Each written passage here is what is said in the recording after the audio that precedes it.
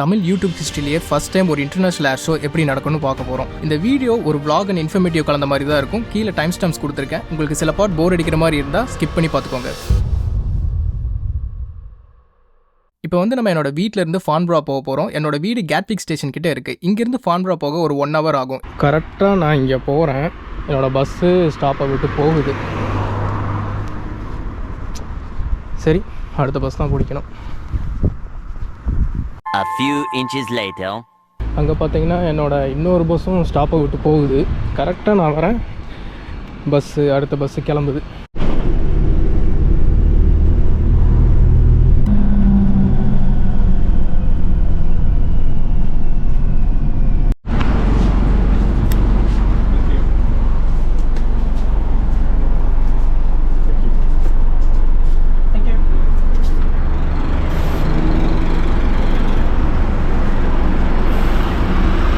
இந்த கேட்விக் ஸ்டேஷனில் ஒரு ஸ்பெஷல் என்னன்னா, ஏர்போர்ட் அண்ட் ட்ரெயின் ஸ்டேஷன் ஒரே பில்டிங்கில் இருக்குது. ஸோ ஃப்ளைட் விட்டு இறங்கி யூகேல எந்த பாட்டுக்கு வேணாலும் நீங்கள் ட்ரெயின் பிடிச்சி போய்க்கலாம். இந்த மாதிரி ஏர்போர்ட் வேறு எங்கேயாவது இருந்தால் கீழே கமெண்ட்டில் சொல்லுங்கள்.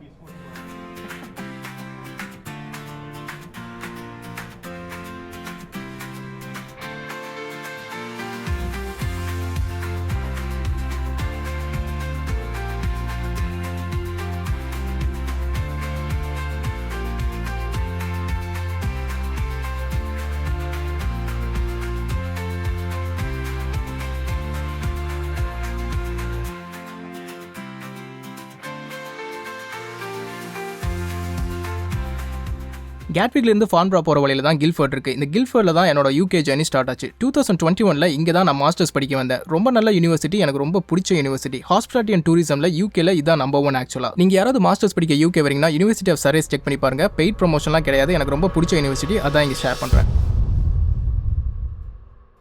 ஓகே, ஃபான்பரா நார்த் ஸ்டேஷன்லேருந்து 20 நிமிஷத்துக்கு ஒருக்கா ஃப்ரீ ஷட்டில் பஸ் இருக்குன்னு சொல்லியிருந்தாங்க. பட் நாங்கள் ஒரு 30 நிமிஷம் 40 நிமிஷம் நின்றுட்டு இருந்தோம், ஒரு பஸ்ஸும் வரல. கரெக்டாக 40 நிமிஷம் கழிச்சு ஒரு பஸ் வந்துச்சு. பட் அவரும் அங்கே போகலன்னு சொல்லிட்டு போயிட்டாரு. Which company are you from?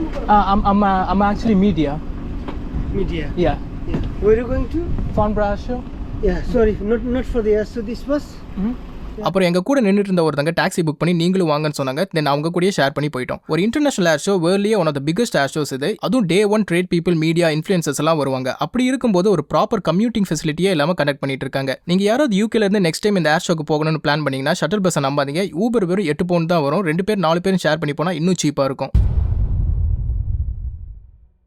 ஒரு வழியாக 10 நிமிஷம் டாக்ஸி ரைடுக்கு அப்புறம் ஃபான்பரா ஏர்போர்ட் வந்துட்டோம். உள்ள போய் ஐடி வெரிஃபிகேஷன், பேக் செக்கிங் எல்லாம் பண்ணுறதுக்கு முன்னாடி இந்த ஃபான்பரா ஏர் ஷோ பற்றி ஒரு சின்ன ஹிஸ்ட்ரி பார்த்துடலாம். இந்த ஃபான்பரா ஏர் ஷோ 2 வருஷத்துக்கு ஒருக்கா 1948 நடந்துட்டு இருக்கு. ஃபான்பரால தான் பிரிட்டிஷ் ஏவியேஷனே ஸ்டார்ட் ஆச்சு. ஹிஸ்ட்ரியில் ஒரு பெரிய இம்பாக்ட் கிரியேட் பண்ண பெரிய ஏர்கிராஃப்ட் லைக் VC-10, கங்கார்ட் எல்லாம் இங்கே தான் அன்வெயில் பண்ணாங்க. வேர்ல்டு ஃபுல்லாக இருக்க ஏவியேஷன் பீப்புள் நிறைய பேர் இங்கே நீங்கள் பார்க்க முடியும். பல $1 பில்லியன் டீல்ஸ் எல்லாம் இந்த இடத்துல தான் கன்ஃபார்ம் பண்ணுவாங்க. இப்போ நம்ம பார்க்க போகிற ஏர் ஷோவில் கூட பார்த்தீங்கன்னா Day 1 கிட்டத்தட்ட $51 பில்லியன் ஒர்த்தான டீலை சைன் பண்ணியிருக்காங்க. ஸோ இவ்வளோ பெரிய டீல்ஸ் எல்லாம் சைன் ஆகிற இந்த ஏர் ஷோ எப்படி ஸ்டார்ட் ஆச்சுன்னா, வேர்ல்டு வார் 2 அப்புறம் பிரிட்டிஷ்க்கு அவங்க ஏவியேஷன் எக்ஸ்பர்டீஸை ஷோகேஸ் பண்ண ஒரு பிளாட்ஃபார்ம் தேவைப்பட்டுச்சு. அதனால தான் இந்த ஃபான்பரா ஏர் ஷோவை 1948 ஸ்டார்ட் பண்ணி பிரிட்டிஷ் கிட்ட இந்த லேட்டஸ்ட் ஏர்கிராஃப்ட் எல்லாம் ஷோகேஸ் பண்ண ஸ்டார்ட் பண்ணாங்க. அப்புறம் காலப்போக்கில் இந்த ஏர் ஷோ ரொம்ப பெரிய அட்டென்ஷன்லாம் கிராப் பண்ணி இப்போ நிறைய புது ஏர்கிராஃப்ட்லாம் இந்த ஏர் ஷோல தான் ரிவீல் பண்ணிட்டு இருக்காங்க. இந்த ஏர் ஷோ டோட்டலா 5 நாள் நடக்கும். ஃபர்ஸ்ட் 4 நாள் இண்டஸ்ட்ரி பீப்புளுக்கும், லாஸ்ட் 1 நாள் மட்டும் பப்ளிக் ஆக்சஸ் கொடுப்பாங்க. பட் நான் ஃபர்ஸ்ட் டேவே மீடியா பாஸ் வச்சு போயிருந்தேன். அதை தான் இந்த வீடியோல பார்க்க போறோம்.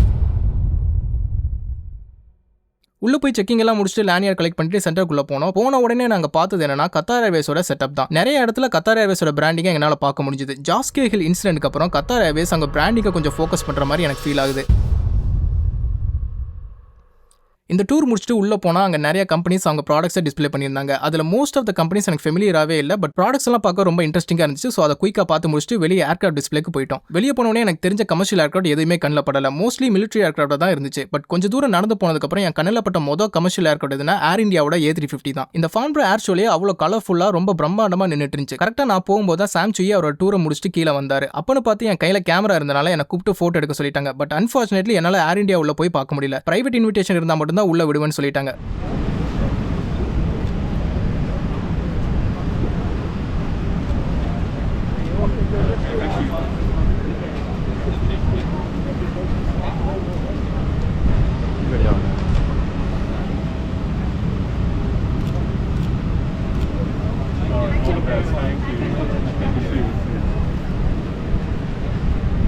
சரி பரவாயில்ல சாம்சுயி கூடவாது ஒரு ஃபோட்டோ எடுக்கலாம்னு திரும்பி பார்த்தா அதுக்குள்ள அவரும் காணாம போயிட்டாரு. ஏர் இந்தியாவை பார்த்து முடிச்சு நாங்கள் வாக் பண்ணி போயிட்டு இருக்கும்போது தான் எம்ப்ரையரோட ப்ராஃபிட் ஹண்டர் சேலே இருந்துச்சு. உள்ள பார்க்கும்போதே அவ்வளோ ஃபியூச்சரிஸ்டிக்காக டிஃப்ரெண்ட்டாக இருந்துச்சு. சும்மா நாங்கள் அங்கே சுற்றி பார்த்துட்டு இருக்கும்போது உள்ள இருக்க ஒருத்தங்க எங்களை கூப்பிட்டு எம்ப்ரையரோட புது eVTOL மாடலை VR எக்ஸ்பீரியன்ஸ் பண்ணி பார்க்குறீங்களான்னு கேட்டாங்க. ஒரு புது எக்ஸ்பீரியன்ஸ் ரொம்ப நல்லா இருந்துச்சு. அண்ட் போகும்போது 2 கூடி பேக்ஸ் கொடுத்து அனுப்புனாங்க. Is this interesting? Yeah, mas Oh, is it? Come and try the VR. 3 minutes max. If you want to come around today, you come to this end. So if one of you sits in this seat right here. Of course, leave it right down here. It's fine. You can just leave your bags there. And if you put this headset on, aquele negócio barato pra mim, meu Deus do céu. Da IVE Brasil para IVE fora.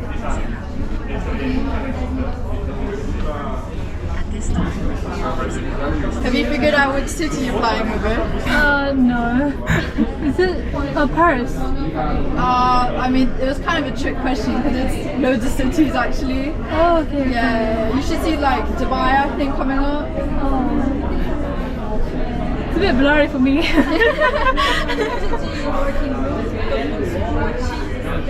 அப்புறம் அப்படியே அதை பார்த்துட்டு வெளியே வந்தால் அங்கே எம்ப்ரையரோட profit Hunter and freighter நின்றுட்டு இருந்துச்சு. இந்த ஃப்ரைட்டர் பார்த்தீங்கன்னா ப்ரீவியஸாக யூஸ் பண்ண ஒரு பேசஞ்சர் ஏர்க்ராஃப்டாக கார்கோ ஏர்க்ராஃப்டாக கன்வெர்ட் பண்ணியிருக்காங்க. இது ஆக்சுவலாக P2Fன்னு சொல்லுவாங்க, பேசஞ்சர் டு ஃப்ரைட்.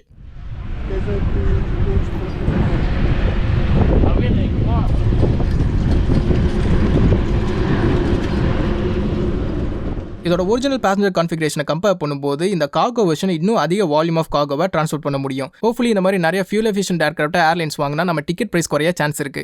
ஃப்ரைட்டர் பக்கத்துலேயே ஒரு ஆர்மி ஏர்க்ராஃப்ட் டிஸ்ப்ளே பண்ணியிருந்தாங்க. பட் அதை பற்றி எனக்கு அவ்வளோவா டீட்டெயில்ஸ் தெரியல. ஸோ அதை ஸ்கிப் பண்ணிட்டு பக்கத்தில் என்னோட ஃபேவரட் ப்ராஃபிட் ஹண்டர் நின்றுட்டு இருந்துச்சு, அதை பார்க்க போயிட்டேன். எனக்கு ரொம்ப பிடிச்ச ஏர்க்ராஃப்ட்ல இதுவும் ஒன்று. எம்ப்ரையரோட E2 ஃபேமிலிக்கு ஒரு நேமை சம்பாரிச்சு கொடுத்துச்சு. இந்த ஏர்க்ராஃப்ட் மட்டும் இல்லை, இந்த E2 ஃபேமிலியில் இருக்க எல்லா ஏர்க்ராஃப்ட்டும் ரொம்பவே ஃபியூல் எஃபிஷியன்ட் அண்ட் ஆப்ரேட் பண்ணுற காஸ்ட்டும் ரொம்ப கம்மி.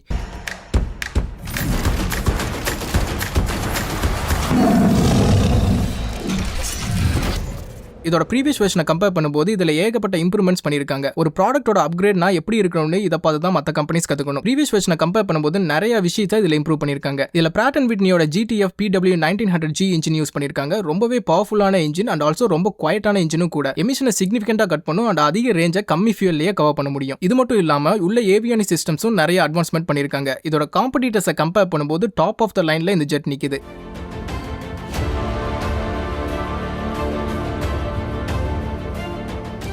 ப்ராஃபிட் ஹண்டரை பற்றி பேசிட்டே இருப்போம். ஸோ இதோட இதை கட் பண்ணிட்டு நம்ம நெக்ஸ்ட் பக்கத்தில் JetBlueவோட A220 நின்றுட்டு இருந்துச்சு, அதை பார்க்க போகலாம். அன்ஃபார்ச்சுனேட்லி என்னோட கேமரா உமன் அதை கவர் பண்ண மறந்துட்டாங்க. ஸோ நான் ஃபோட்டோஸ் அண்ட் ஸ்டாக் ஃபுட்டேஜ் வச்சு மேட்ச் பண்ணுறேன். இந்த ஏர்பஸ் A220 பார்த்தீங்கன்னா ஒரிஜினலாக பம்பார்டியர் தான் டிசைன் பண்ணாங்க. இது ஆக்சுவலாக பம்பார்டியரோட C சீரிஸ் ஏர்க்ராஃப்ட். ஏர்பஸ் பம்பார்டியரோட majority of the stakes acquire பண்ணதுக்கப்புறம் இந்த A220 ரீபிராண்டிங் பண்ணிட்டாங்க. ரொம்ப ஃபியூல் எஃபிஷியன்டான ஏர்க்ராஃப்ட். இதோட ப்ரீவியஸ் வெர்ஷனை கம்பேர் பண்ணும்போது இதில் யூஸ் பண்ணிருக்க Pratt & Whitney GTF engine per சீட்டுக்கு 25% லெஸ் ஃபியூலை பர்ன் பண்ணுது. இந்தியன் மார்க்கெட்டுக்கு இது ஒரு பெர்ஃபெக்ட் ஏர்க்ராஃப்டாக இருக்கும். நீங்கள் என்ன நினைக்கிறீங்கன்னு கீழே கமெண்ட்ல சொல்லுங்கள்.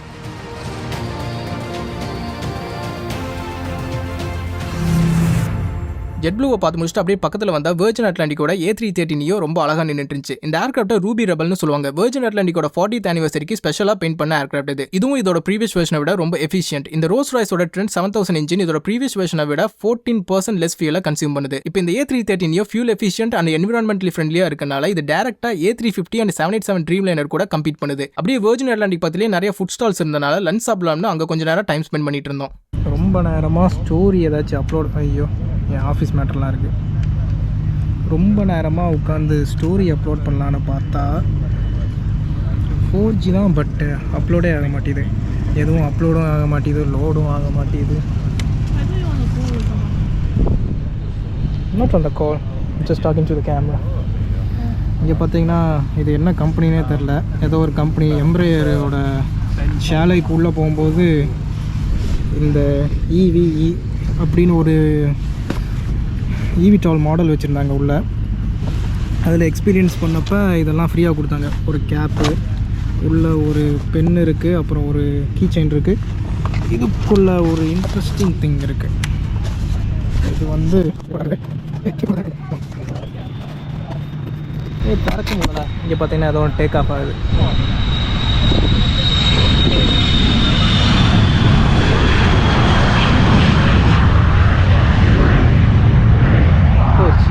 ஸோ இங்கே பார்த்தீங்கன்னா இதுக்குள்ளே அந்த ஏர்க்ராஃப்டோட ஒரு குட்டி மாடல் வச்சுருக்காங்க.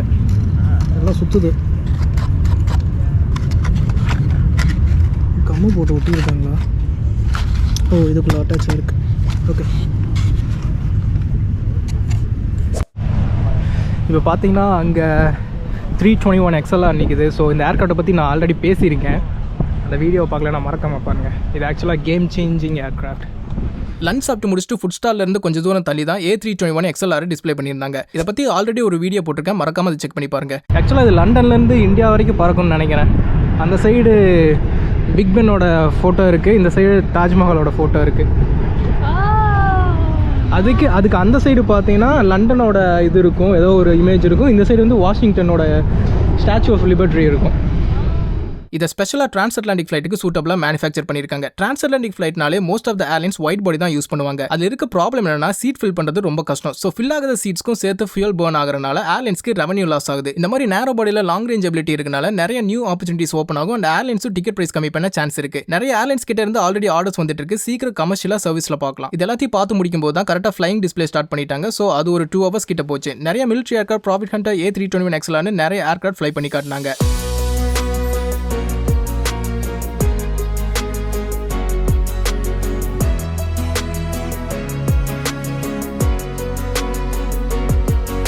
அதை பார்த்து முடிச்சுட்டு கத்தார் ஏர்வேஸ் அவங்க 787 டிஸ்ப்ளே பண்ணியிருந்தாங்க. அவங்க நியூ Q-Suit நெக்ஸ்ட் ஜென்னை அன்வெயில் பண்ணியிருந்தாங்க.